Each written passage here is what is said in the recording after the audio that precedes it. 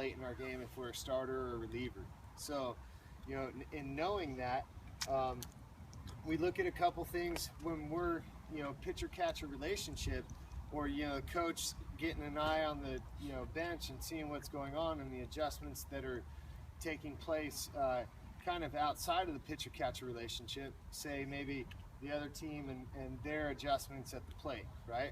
What we can do is throw either one-off fastballs, like cut fastballs or sinking fastballs, or chase type fastballs in that given situation.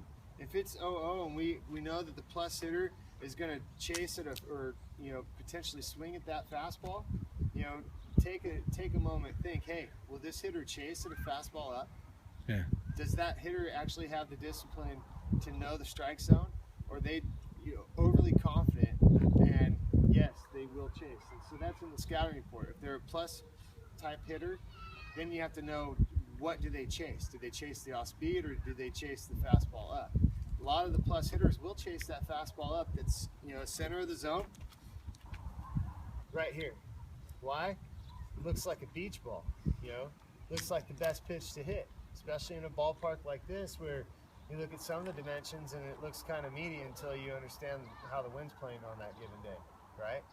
So when we're working in our flat grounds, like the Angels of Anaheim, they like a triangle theory, right? They like fastballs at the knees, at the corners, and then a fastball right here, okay? A lot of pitching coaches think, hey, fastball up and in, but really, you know, that plays into like what the White Sox teach. The White Sox will teach boxing and tilting.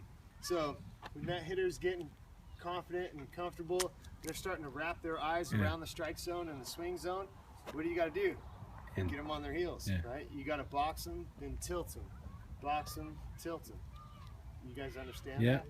So when we're getting back to it, the one thing that the human eye has the toughest thing to recognize is the difference between the fastball and the changeup, right? Because if it's thrown right, the changeup has the same hip speed and the same arm speed as the fastball, relatively the same rotation on the actual ball itself, and you know what, if it's paired in the same lane and plane accurately, you know what, the changeup can't really be decided upon until that final point in recognition, right? And then we see the rotation either start to flatten out or the ball just never gets there. That's why the changeup, in a situation where you're facing that plus hitter, that aggressive first pitch fastball type guy, if you have a good changeup, go to it. You know, utilize it.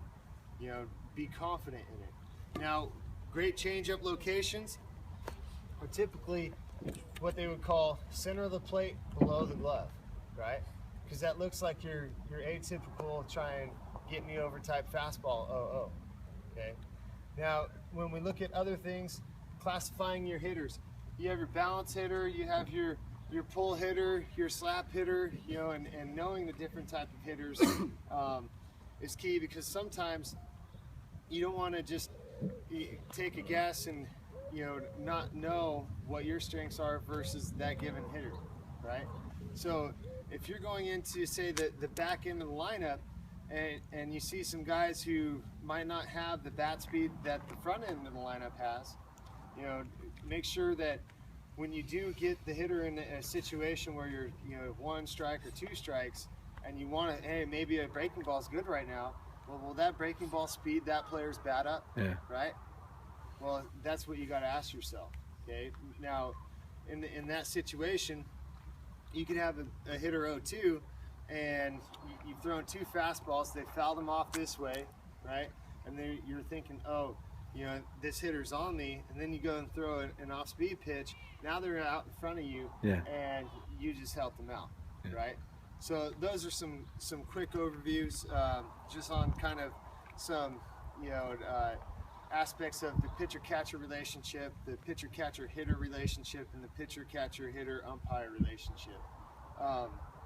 When it comes down to, you know, executing, catchers be on the same page as your pitcher. You know, hey, what plan are we? Are we plan A, plan B, plan C? You know, and same thing with the coaching staff. You guys all have extra sets of eyes. You know, the infielders, you know, pick up your guys. Some things about the other day, we kind of knew that if we just kind of, we're on the mound and, communicating with the shortstop and picking jerseys, picking hats, and a couple inside moves or a couple of spin moves, that right there would slow your running game down significantly. The other thing too, in keeping the runner on first, we were talking about it the other day. You come set and you do chin up, chin down. On the second chin up, you can either go to the plate or, make your pick move. That's a pretty good one to start practicing for the younger pitchers, right? I'm sure Spencer, that's a California one, right? Yep. Yeah, it brings back some junior college days, right? So basically, like that one on the side profile of the camera right here, when you come set, you can be, coming set with the chin down, so you can, be in kind of the action look that you're kind of trying to peek over. Then we go chin up, and we pick up home plate.